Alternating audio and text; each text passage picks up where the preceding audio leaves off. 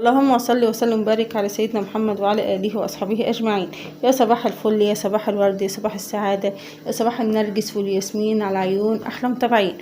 ازيكم حبايبي؟ عاملين ايه؟ وحشتوني جدا جدا، ربنا يديمكم نعمة في حياتي. بصوا بقى حبايبي، النهاردة عندي عزومة مين يا هند؟ عزومة أخت جوزي دي طبعا ربنا يديمها نعمة في حياتي. إيه بجد، مش عارفة اقول عليها ايه، بس بجد احنا بنحبوها جدا وعيالي برضو بصوا ويعشقوها جدا جدا. ربنا يديمك نعمة في حياتنا يا اخت جوزي. المهم النهاردة بقى هعمل لكم أكلة جميلة جدا جدا، هي كلها سهلة وبسيطة وأي ست بيت تعرف تعملها، وأي واحدة مبتدئة على الجواز، مقبلة على الجواز أو مبتدئة برضو تعرف تعملها بخطوات سهلة وبسيطة ومفيهاش أي صعوبة خالص. يلا متنسونوش في اللايكات والاشتراكات وانضمامكم ليا القناة، ربنا يديمكم نعمة في حياتي. طب انت هتعملي لنا عزومة ايه النهاردة بقى يا هند، ولا هتعملي أكل ايه؟ انا عامله لكم فراخ وحاجات حلوه كتير كده، عشان طبعا اختي الغالي، فجوزي بيقول لي بقى ايه، شرفيني قدام اختي وطلعي بقى كل المواهب اللي عندك واعملي لنا اكله معتبره من العيار التقيل. قلت له حاضر، انت تؤمر واخت جوزي كمان تؤمر، ربنا يديمهم نعمه في حياتي يا رب.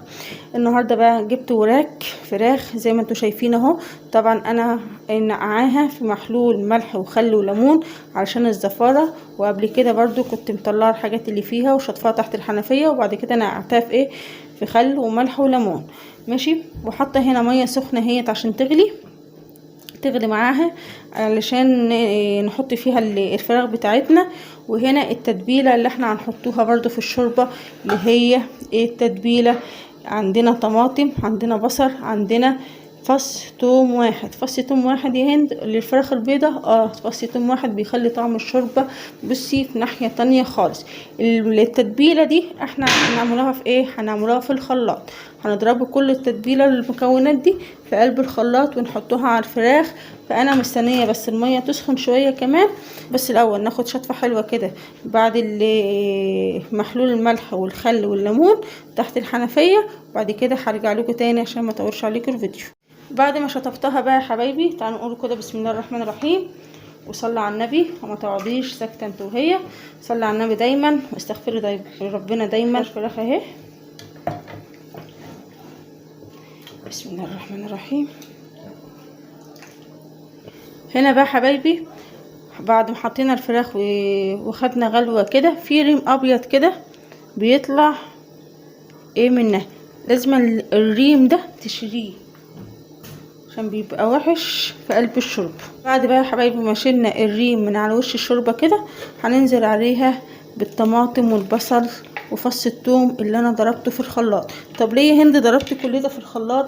بيدي للشوربه طعم جميل جدا جدا، احسن ما تحطي ايه يعني الطماطم بحالها والبصلايه بحالها وده مش عارفه ايه.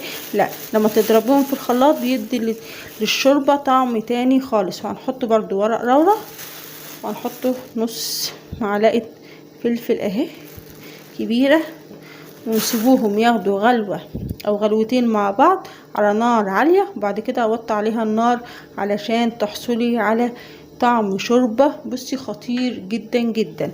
ماشي، تعالوا بقى نعمله صلصة المكرونة. عشان ايه انا ايه بلكع نفسي عشان الغدا لسه بدري عليه، فعماله اتلكع في قلب المطبخ كده، فما بعمل الاساسيات الاول. يا حبايبي نعمله صلصه المكرونه. انا هنا جبت حله احط عليها معلقتين سمنه كبار زي ما انتم شايفين كده اهو، وهضرب في شفشق الخلاط نص كيلو من الطماطم، عليهم كيس صلصه، عليها قرن شطه اهو بس انا مقطعاه، وفص توم تاني، نص كيلو طماطم، قرن شطه، فص توم، وباكو صلصه. ليه الصلصه؟ علشان الطماطم اللي عندي مش هتكفي، فرحت جايب مزوداها بايه، بباكو صلصه. اروح اضربهم في الخلاط وارجع لكم تاني. حط بقى الطماطم كده وقولوا بسم الله الرحمن الرحيم.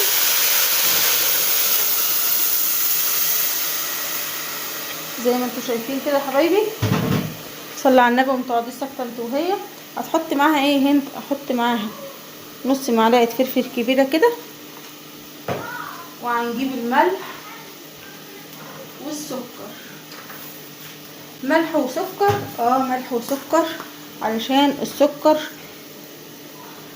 للتسبيكة وما يعملكيش حموضة على صدرك من الطماطم. انا حطيت نص معلقة ملح برضو كبيرة، واحط ايه يعني حبة سكر صغيرة، نص معلقة اللي هي من بتاعة الشاي، علشان الطماطم بتاعة التسبيكة بتاعة المكرونة ما تعملكيش حموضة على صدرك. كده خلصنا الايه التسبيكة بتاعة المكرونة. تعالوا بقى نعمله ايه تاني؟ تعالوا نعمله الرز ابو شعرية الجميل بتاعنا. تعالوا بقى يا حبايبي قبل ما نعمله الرز بشعرية نشوف الفراخ بتاعتنا الجميلة اللي ريحتها مفحفحة. نحط لها كده ايه معلقة ملح كبيرة اهو، ونقلب كده. هي كده استوت اهي. انا مش عايزاها ايه تستوي جامد عشان لسه هعمل لها تتبيله وادخلها الفرن تبقى زي الفراخ المشويه اللي احنا بنشتروها من بره بالظبط. ماشي. ايه هي بقى التتبيله يا هند؟ تعالى اقولك ايه هي التتبيله. عندي بصلتين وسط اهو، هبشرهم اهو.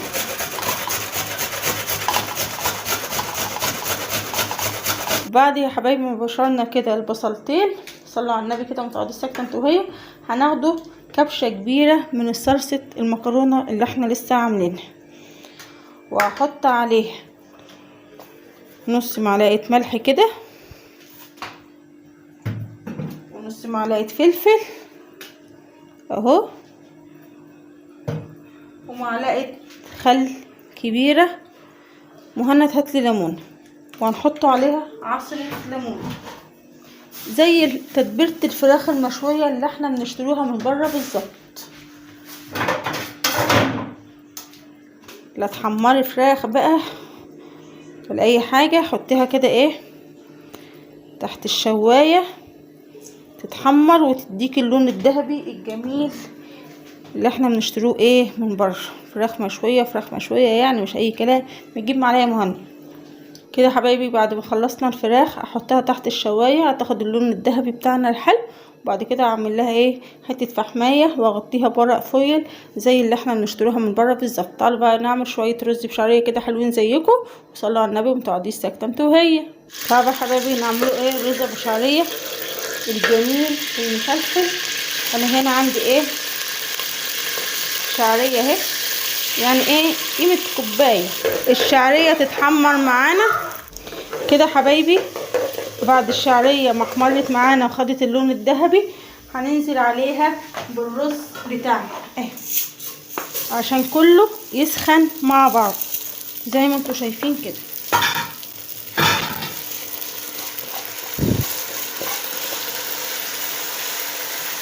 صلى على النبي كده ومتقعدوش ساكتة انتوا اهي. وقلبي بقى الشعرية مع الرز عشان كلهم يسخن مع بعضه، والرز كله يتغلف ايه بالسمنة تحت الشعرية زي ما انتوا شايفين كده يا احلى متابعي. قلبي بقى من فوق لتحت لتحت لفوق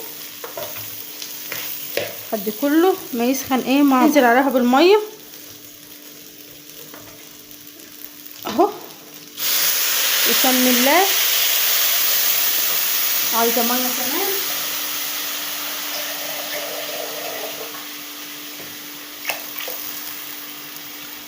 وهحط معلقه الملح بتاعتنا الكبيره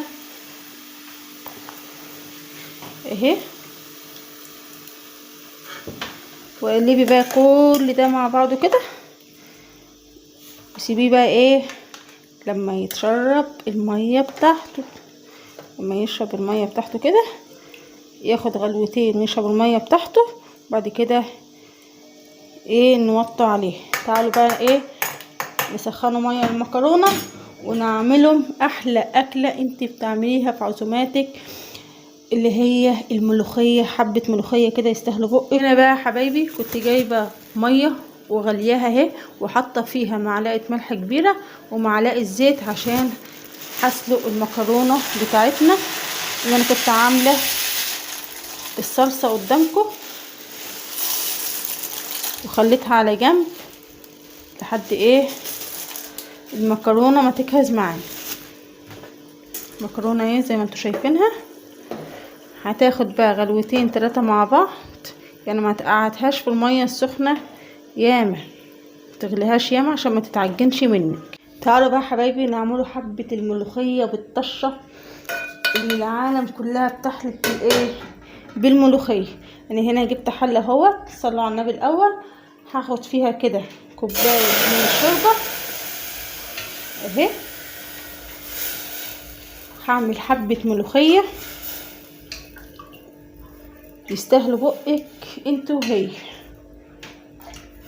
انا هنا مش هكتر شوربه في الاول ايه. هنا حبايبي بعد ما حطينا بقى الشوربه على النار كده اهي عشان تسخن شويه، هنا كنت عامله توم مفروم على كزبره ناشفه، توم مفروم على كزبره ناشفه، يعني معلقه كزبره ناشفه كبيره كده، وكام فص توم كده ايه، وضربتهم مع بعض ايه في المطحنه بتاعت الخلاط. هناخد منهم نص معلقه وهنزل بيها على الشوربه بتاعتها، وشمي بقى الريحه ما اقولكيش. وكمان حاجه، لو انت عندك ملوخيه من اللي هي الجاهزه، من اللي بتتباع في السوبر ماركت وكده، عشان تحافظي على الخضار بتاعها لازم تحطي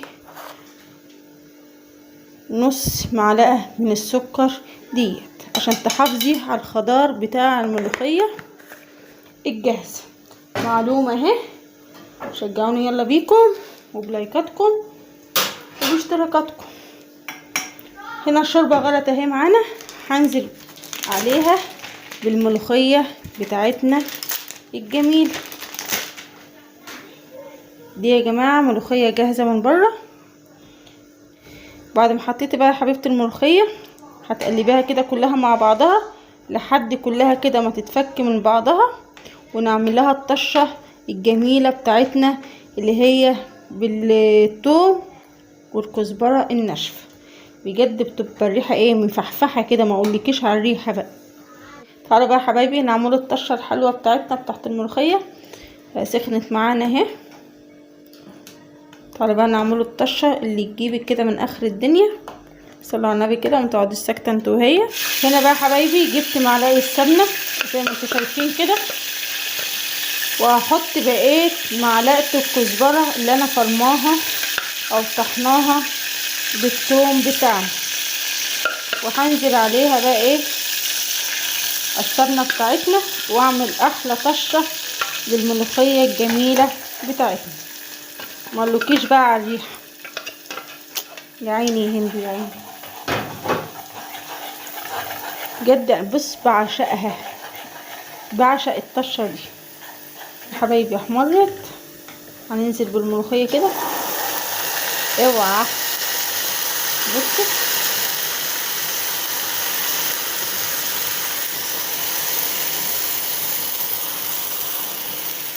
قلبي بقى الملوخيه بالكزبره.